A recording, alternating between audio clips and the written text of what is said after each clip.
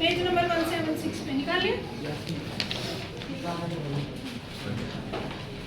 चले, first question है आपका, a ray of light travelling in air enter obliquely into water.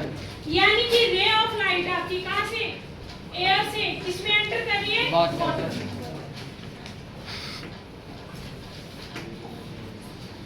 Does the light ray bends towards the normal or away from the normal? किधर bend करेगी? अब आपको पता है कि कौन सा मीडियम हो गया, रे। ये कौन सा हो जाएगा, मान लो यहाँ से लाइट आई और आपको पता है इधर जाने की बजाय हल्की सी इधर बेंड हो, है ना? तो कहाँ मूव करेगी? क्या आंसर आएगा इसका, बोलो, टुवर्ड्स द। ये पूछ रहे हैं why आंसर दो। Because refractive index of water is more than air। Air का रिफ्रैक्टिव इंडेक्स कितना माना है हमने, 1.003 और वाटर का कितना है 1.33, तो ज्यादा हो गया ना। तो because refractive index of water is more than refractive index of air, तो when light enter from air to water, its speed is, its velocity will be decrease। उसकी velocity क्या है, decrease कर जाएगी, so it bend towards the north। किसकी तरफ bend कर जाएगी, towards the north। clear है? okay, next question है, light enter from air to glass having refractive index mu 1.50। air आपकी enter कर रही है, लाइट एंटर कर रही है एयर टू ग्लास। पहले बताओ किधर बेंड करेगी, towards the north. What is the refractive what is the speed of light in glass and speed of light in vacuum. यानी कि speed of light in vacuum हम कितनी मानते हैं, v की वैल्यू c 3 × 10⁸ मीटर पर second.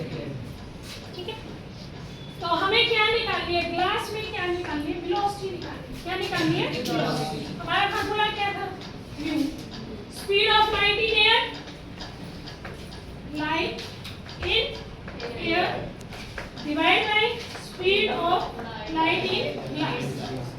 इसमें आ जाएगी ग्लास। क्लियर?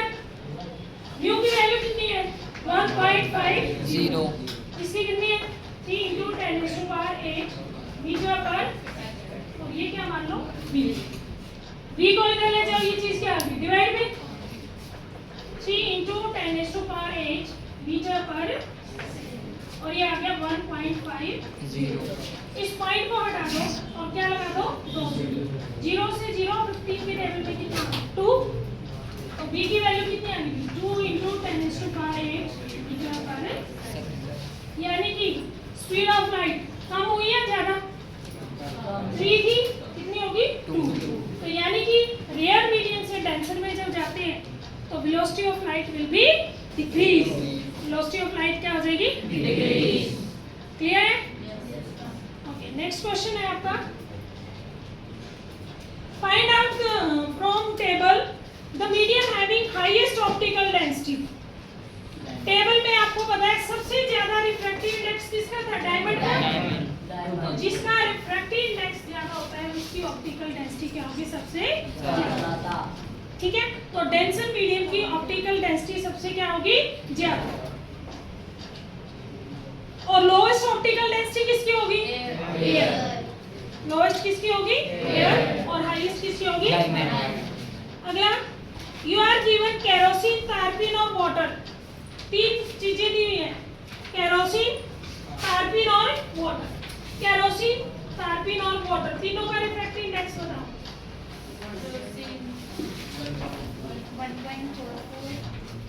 केरोसिन का कितना है, 1.44, और कार्बिन का 1.47, और वाटर का 1.23।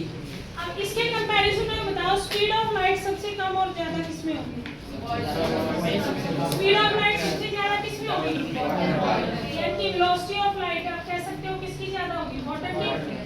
उसके बाद केरोसिन, और सबसे स्लो किसकी होगी, समझ क्लियर है? वेलोसिटी की स्पीड सबसे ज्यादा वाटर, फिर केरोसिन, फिर क्या रहेगी? Clear?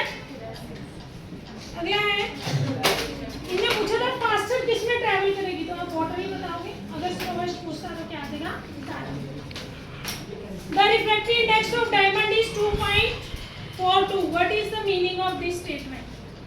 Refractive index of diamond का है 2.42 है. What is the meaning of this statement? तो हम क्या बोलेंगे? It means diamond has highest optical density and maximum denser medium. So speed of light in diamond will be decreased. So it's sign maximum.